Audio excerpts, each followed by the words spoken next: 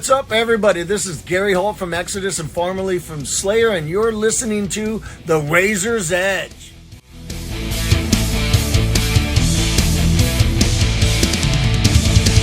Welcome back to The Razor's Edge. My name is Chris, and I'm so excited to be joined by Dani from the epic Conjurer. Thank you so much for joining me. How are you doing?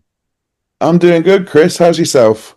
Yeah, not too bad, not too bad. It's getting slightly colder at work, which I'm not a fan of, but you know. Oh, yeah. Missing the summer festival season already. But anyhow, so we are here today, of course, to talk all about the upcoming Conjurer album Unself, which drops, I believe, on the 24th of October, if I've got that correct.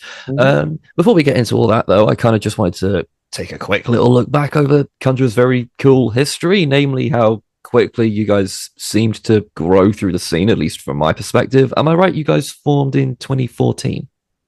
Yeah, formed 2014. First gig was February 2015. How did it all come to be? Plain and simply, Brady put up a post on Facebook saying that he was looking to be in, like, start a heavy band again. I think he was in a pop punk band at the time. I was in a covers band at the time. Both big heavy metal kids, and yeah, he put up a post saying, I want to do something like along the lines of like Gojira and Black Dahlia Murder, and I was like, they're two of my favorite bands. Hello, how you doing? And yeah, we just met up. I'd been working on the first song off the first EP we did. I'd been working on like in my own time. And I brought that to him. Was like, "Do you want to do something along the lines of this?" And he was like, "Yeah, I don't know what it is, and I can't play it, but cool." And yeah, that was kind of it. We would just hang out every weekend that we could, write songs, eat fast food. Yeah, and then eventually we grabbed Jan, who was like at the time was the most sought after drummer in our hometown. Well, in my hometown. He said yes. We did not expect him to because he was in like 10 bands at the time. Oh, tell me about it. And that was it. We only got our bassist like a few weeks before the first gig. Wow. Brady's whole idea was, well, if I book our first gig, and like he created a promotion company called Worth the Wait that he still goes by now. It's his email address. He created that just to get our first gig. And I was like, we haven't got a bassist yet. What are you doing? He's like, yeah, but this might kick our asses into gear and we'll get a bassist by then. It was like, okay. And to be fair to him, it worked. So, and yeah, that was it. February 2015, first gig. And the rest is very much history.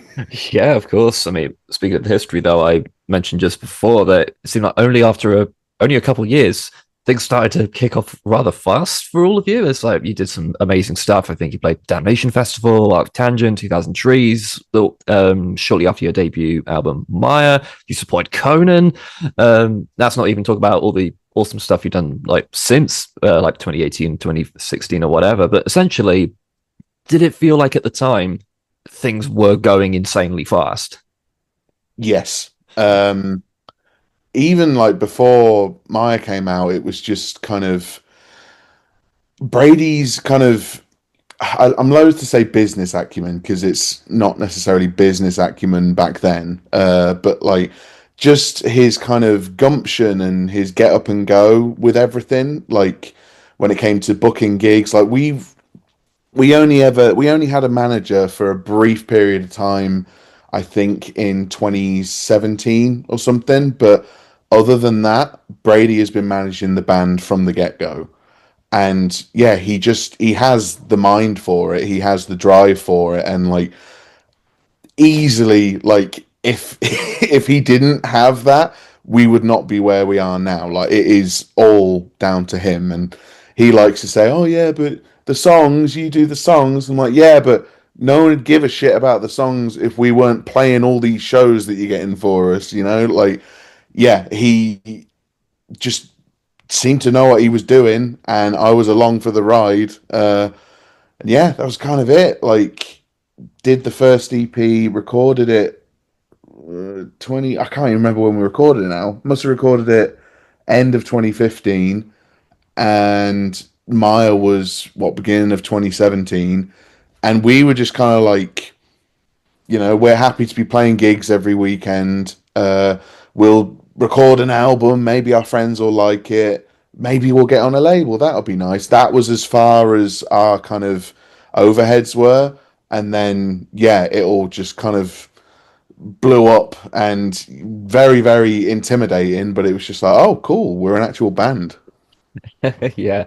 Oh, yeah. Every band's got a leader, whether they'll admit it or not. Yeah. Do you remember like what was the first like, oh shit, this is happening moment? Like what opportunity like was the first one that made you go, what the fuck?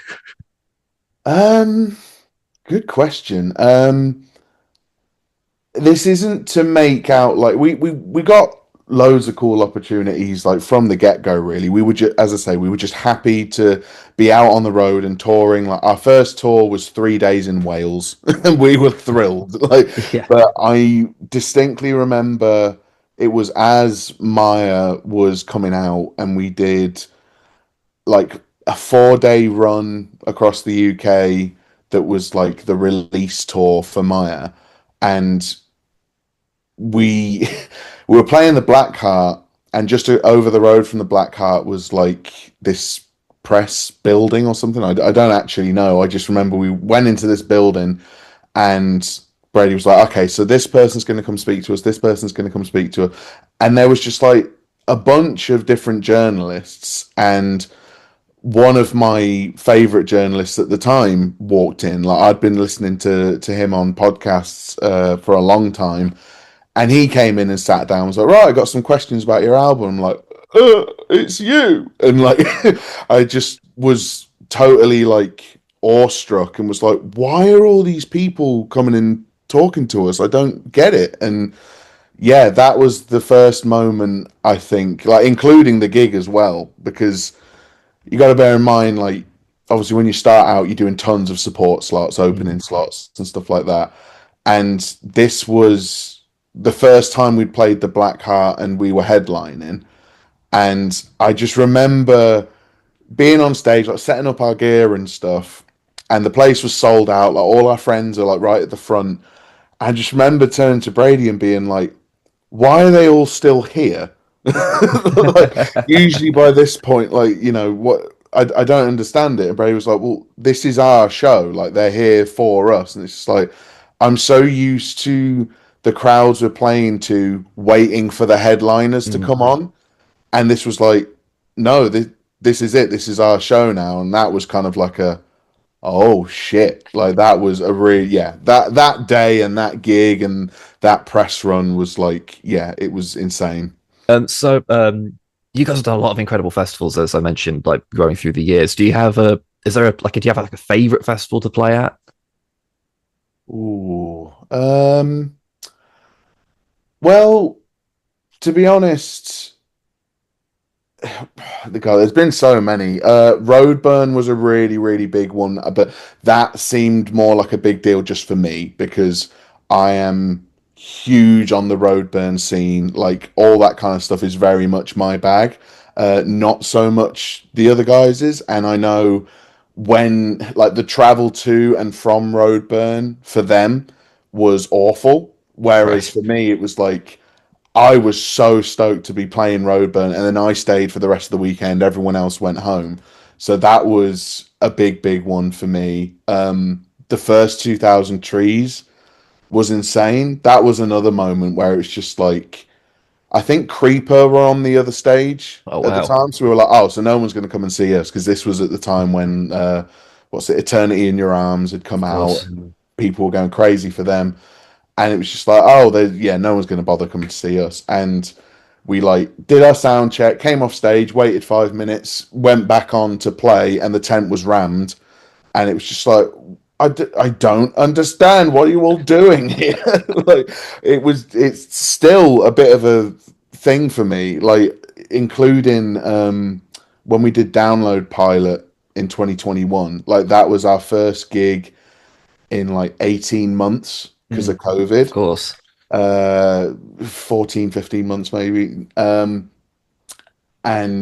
I remember being really nervous before it. And I don't get that nervous before gigs very often, but was really nervous for that. And not only because there was so many people, but as I say, like we'd all been like holed up for over a year, Hmm. and it was just kind of like I don't even remember how we be a band. Like I can't even, like there was a lot of cobwebs to dust off, but that was a huge deal because admittedly the first time we played Download, which was 2019, uh, I had a bit of a rough set. It was a kind of like a 5, 6 out of 10 for me. Um, and yeah, playing Download Pilot, it was a really, really fun set. It was a really weird thing to be playing that stage Of at that course. festival. I know it was a whole 10% caps thing, but like still it was like holy crap, like this is cool. But yeah, I think those three as oh actually sorry, I know this is a long answer. No worries. Um my favorite ever festival, and I always feel bad for bringing this up because Connor couldn't make the show, but we played Dark Mofo in Tasmania, which is Wow. like Australia's Roadburn, and that was incredible. That was one of my favorite things we've ever done, if not my very favorite thing we've ever done.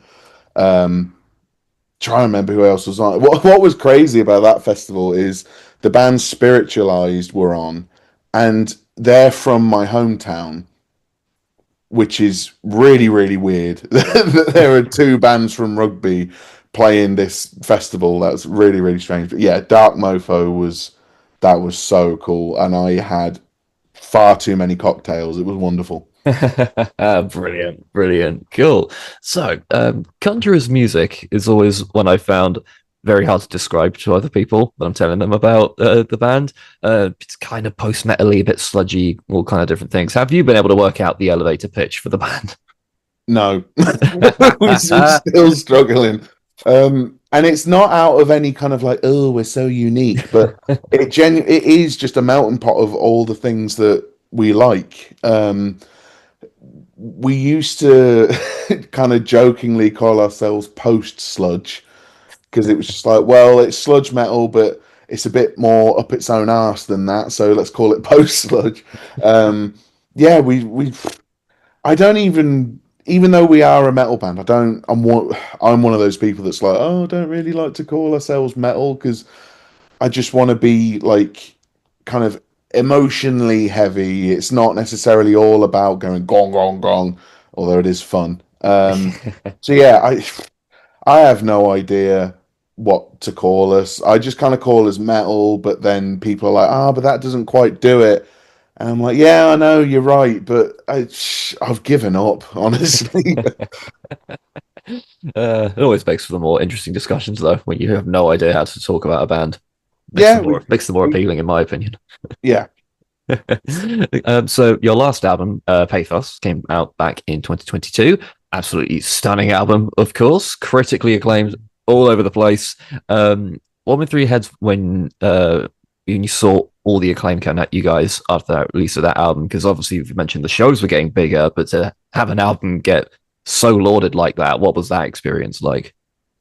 it's a really weird one with that album because I think with Maya, obviously we were a tiny little band, and when that kind of shot off, it was like, oh, okay, Jesus, cool. But then with Pathos, it was like, even though there were like good reviews and stuff like that, I think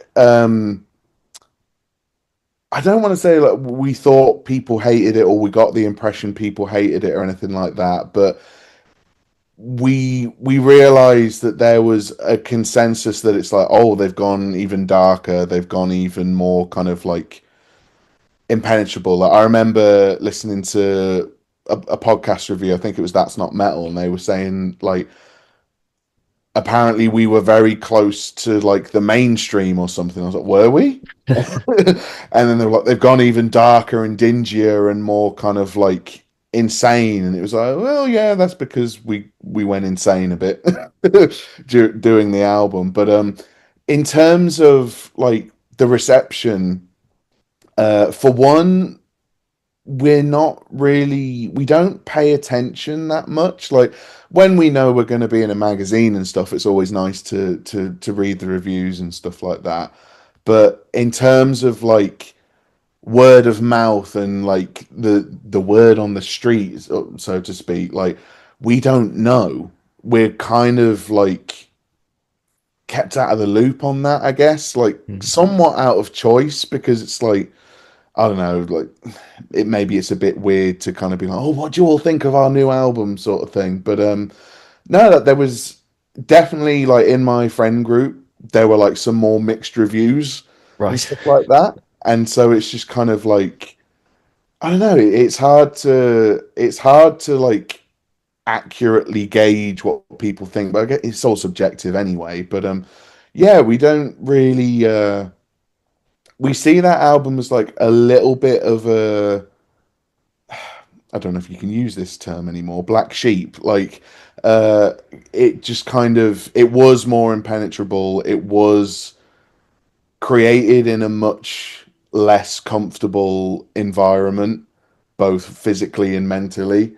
Um so it's kind of like it's got this weird kind of atmosphere to it for us. Like we're aware that people really like it, we really like it, and I kind of like it because it is such an unwelcoming album. But yeah, to tell you the truth, like I don't know the general consensus around it. Like maybe I'm a bad band member for that, No, but like nah, not at all, not at all.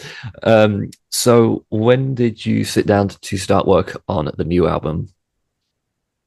so I guess officially it was December 2022, which is really surprising when I think about it because, it's only like 6 months after Pathos came out. But then again, we were sat on Pathos for a year and a half before it was released. Like it was done and dusted beginning of 2021.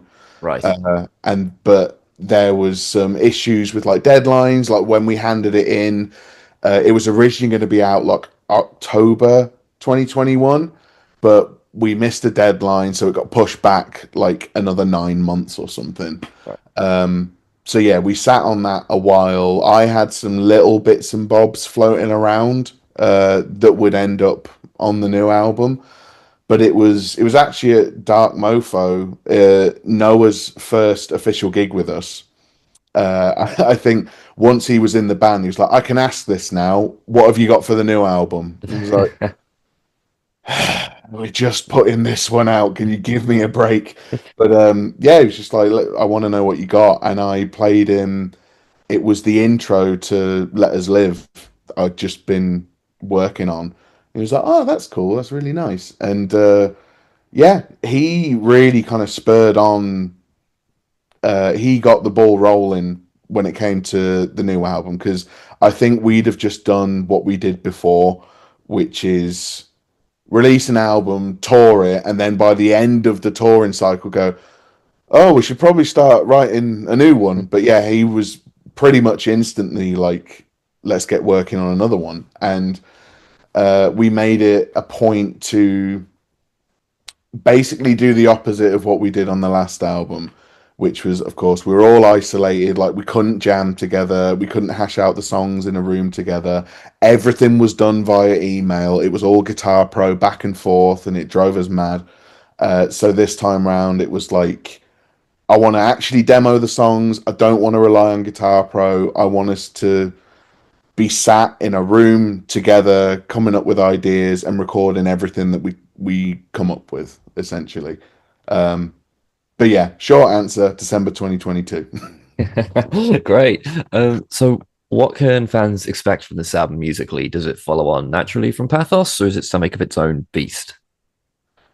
It's very much a reaction to the last album. Um, I think because the conditions that that album was made in, it was very kind of claustrophobic, both in sound and how it was created. For instance, we didn't have the resources to get like a bunch of different amps and cabs and stuff like that. It was We go into this studio for a couple of weeks with our gear.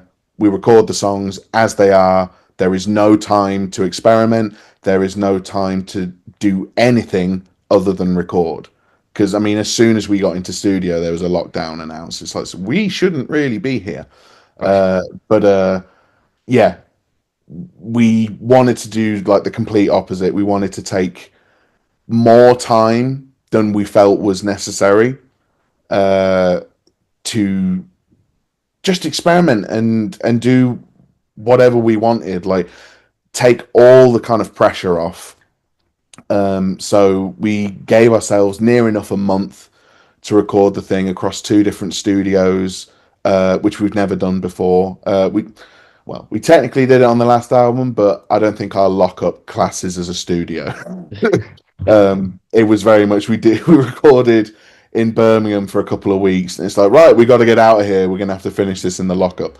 But yeah, we went to the Nave in Leeds, and then we went to No Studio in Manchester, and booked ourselves an Airbnb and everything. We were making each other dinner every night. Like it was way more relaxed. It was way more chilled out.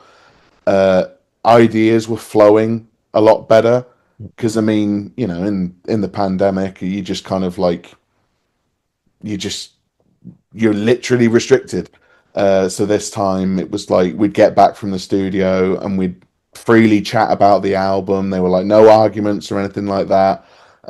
Yeah, it's kind of weird because as much as this album can get pretty heavy and depressing at times, it is arguably the most positive experience and the most rewarding experience we've ever had recording an album. Brilliant. I mean, I of course have had the opportunity to listen to it already. It is an absolutely stunning piece of work. Up there is one of my favorites of the year for sure. The opening track knows how to hook you. My God, it goes off like a rocket. I found the whole thing had. I know all your music always has quite a strong emotional core, as we've just said. This one, it feels that emotional core feels a lot denser than what you've done before. I don't know if you'd agree with that. Yeah, it's very much something that it was never planned for us to become that kind of band and focus on those things more. It's just a natural kind of progression, I think, because of the things that have happened in our lives, the journeys we've been on.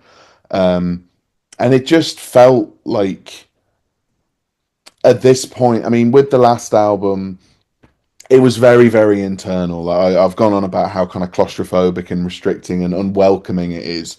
And it was all very kind of like, get the fuck away from me. And again, this album, as a reaction to that one, it's more about kind of letting people in, being more vulnerable, just being more open. Because, I mean, this may lead on to some of the questions you might have later, but with the things that have happened to me fairly recently, that being diagnosed autistic at the end of last year and realizing I'm non-binary, those things kind of closed an old chapter of my life and started a new one. In that, from ages 1 till let's say 28, I had a lot of struggles. I did not know who or what the hell I was. A lot of depression, a lot of anxiety, a lot of confusion, a lot of fear. And when these things that happened to me, these things that I'd realized came about, it flipped everything on its head.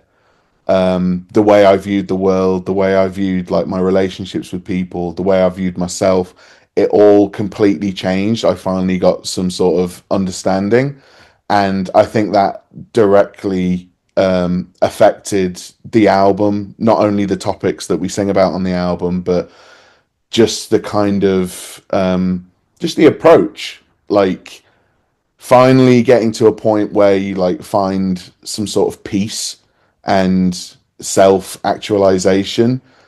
Yeah, I wanted to kind of scream about it. I wanted to shout it from the mountaintops, kind of thing. And even though, of course, we've gone in a very depressing kind of way with it, It's not to be like, oh, woe is me, all the things that have happened to me. It's way more of like, these are all the things that I've experienced and have gone through as a neurodivergent and queer person. I know for fact, I don't even need to say that for fact. Like, I know I am not the only one. I know there are tons of people out there who don't feel seen, don't feel heard, don't feel understood, and are actively having their rights taken away from them. And we wanted this album to kind of reach out to those people, tell them that they're not alone, that they are seen, they are heard. There are good people around them that would be willing to help. It's just a matter of finding them. Sorry, yeah, I've rambled a bit there, but Not a problem. yeah. Yeah. Did when you started creating this album, those very personal moments for yourself that you mentioned, did you know going into this album that you would be sort of exploring those things, or did you realize during the creation of the album that it was the right sort of music for you to be able to put that in there, if that makes sense? It was more of the latter, to be honest. There was no, like, when we started writing the album, as I say, like, Noah was just kind of like, right, let's get going. It's like, oh, okay. And it was as we were demoing and we were discussing the songs and stuff like that, the more I would sit and think about them and like what I wanted to write about, that's when everything kind of started coming together. Like, for the longest time, the title in my mind, anyway, I hadn't discussed this with the guys yet. For the longest time, the title in my mind was just Self. I Right. was like, it's a bit vague, isn't it? And then, yeah, learned that, oh, you put "un" in front of it, and it is actually a real word. And it has all these different meanings that all play into the topics on the album. Great, cool. We have a concept now. Like, it was, yeah, it all kind of just fell in line naturally. Um, yeah. Brilliant, amazing. So we have a few songs out already for people to get a taste of the album. But we got "Hang Them in Your Head" and "Let Us Live," both absolutely brilliant. Of course, have you had the chance to showcase either of those live yet? Yes, we premiered "Hang Them in Your Head." Oh God, when did we do that? I think it was like right as it was released. It was like, right, that's in the set list now, and it was the same with "Let Us Live." We've only been able to play "Let Us Live" once. That was at the last show we did, which was in Spain. But yeah, we've done. I think we did "Hang Them in Your Head." We did Reload Festival in Belgium or Germany. I can't remember now. My head is fuzzy. We did, yeah, like three festivals in Belgium, Germany, and the Netherlands. Dynamo was in the Netherlands. I know that much. We played Hang Them in Your Head at those three. So yeah, we've not been able to play them a ton yet, but then again, we've not had that much booked in at the minute. Fair enough. Fair enough. So I don't know whether we can name drop anything unreleased, but are there any tracks in particular that haven't come out yet that you're really excited for people to finally get to listen to? Yeah, all of them. Honestly, we've been sitting on this thing, and like, I'm desperate for everyone to hear them. But in terms of like particulars, um, it's difficult because my favorites change every time, and there's things about each of the songs that I want certain people to hear. Sure. Like, I want this friend to hear this one because it sounds like Converge, and I want this friend to hear this one because it sounds like whatever. But in terms of my favorites, um, I've really I've really honed in on All Apart at the minute, which is the second track. In particular because of like the last third of it. Um, it just goes in a completely different direction, and it just gets really, really harrowing.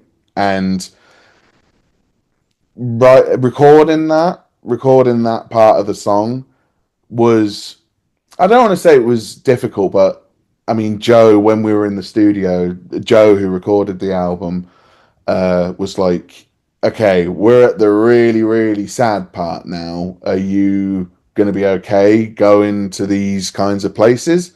And I was like, bring it on, and did it. And like, I remember there's a section where it's all kind of like spacious and there's just these big roomy drums and stuff. And when I was tracking, I was just kind of walking around the room. I wasn't tracking like directly into the mic. I was just kind of sauntering around, and my voice was like shot, like been screaming so much, and knew that this section needed to sound like I was at my wit's end kind of thing. And I just remember thinking like, oh, I'll be fine doing this bit. And then as soon as we finished recording it, it was like, oh, okay. Like it's sometimes I get this thing where it's like, oh yeah, I'm gonna write this song about this horrible time, or like this is about this kind of experience and blah blah blah. And I think, yeah, it's cool, I'm all artistic and brilliant. And then I actually go to record it, and all the feelings and the kind of the stuff that went into it, I like finally realize it, and it's like, okay, this is a tangible thing now. So yeah, I'm really attached to that song because that section in particular, I don't know, it means so much to me. And I just think in terms of like the music, it really, what's the word I'm looking for? It really just summed up like all the feelings and everything in that section. Like so often I find it weird writing lyrics because it's like writing subtitles for your songs.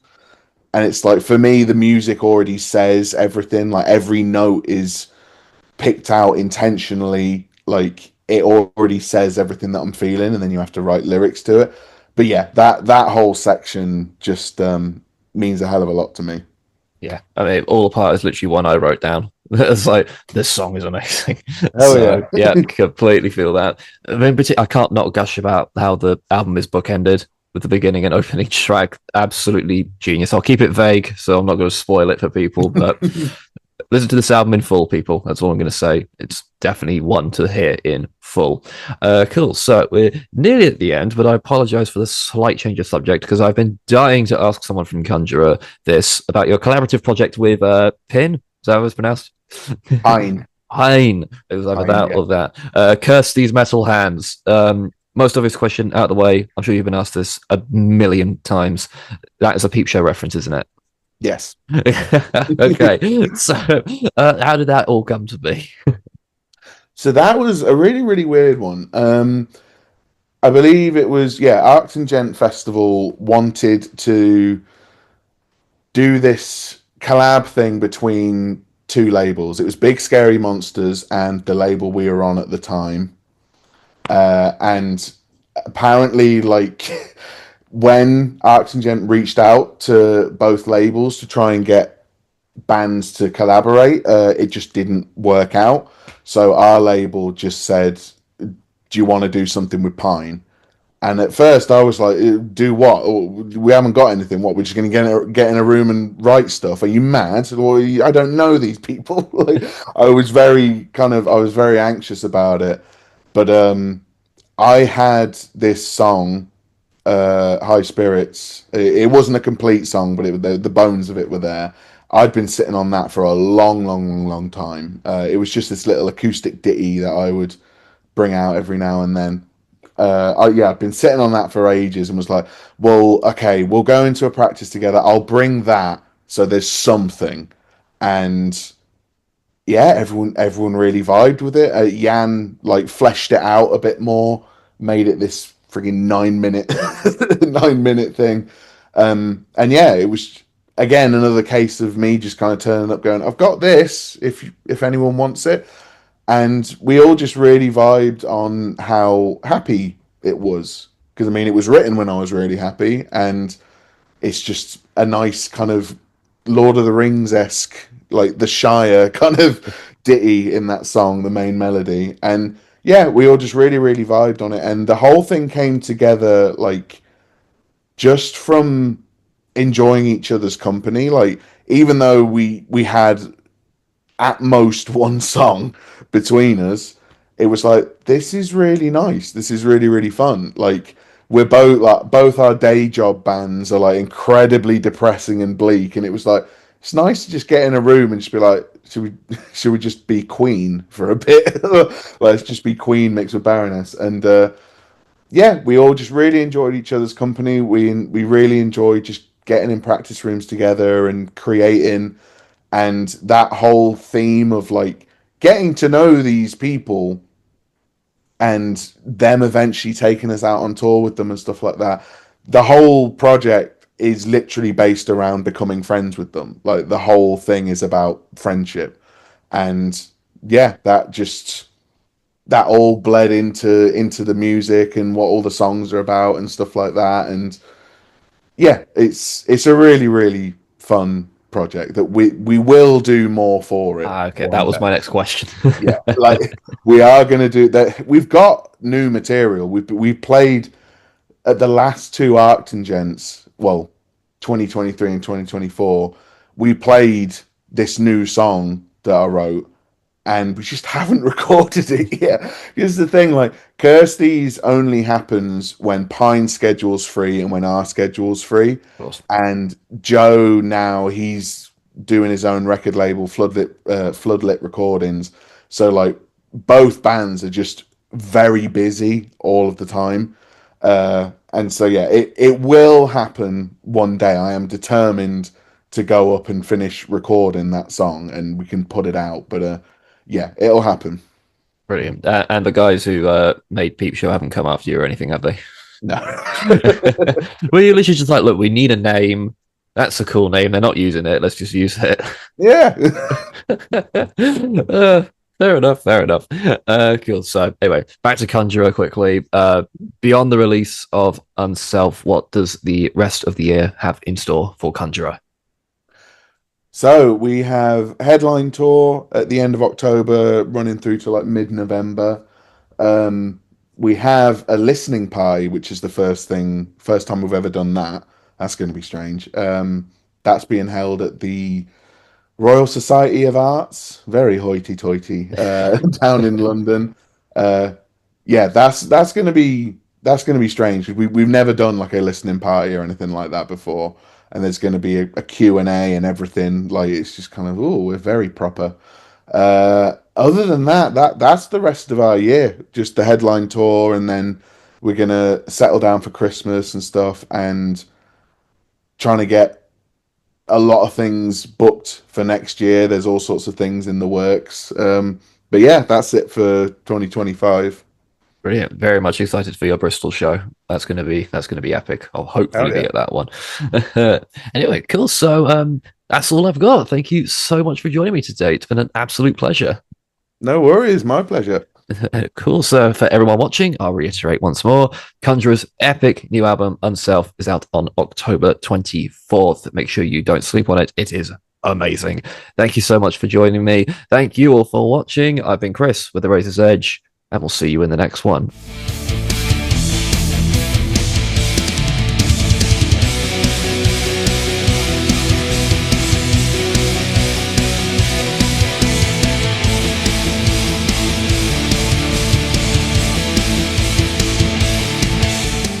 Thanks for listening. Make sure you keep up to date with all of our interviews by subscribing to our channel. For all the latest news, reviews, interviews, and more, head over to our website, www.therazorsedge.rocks.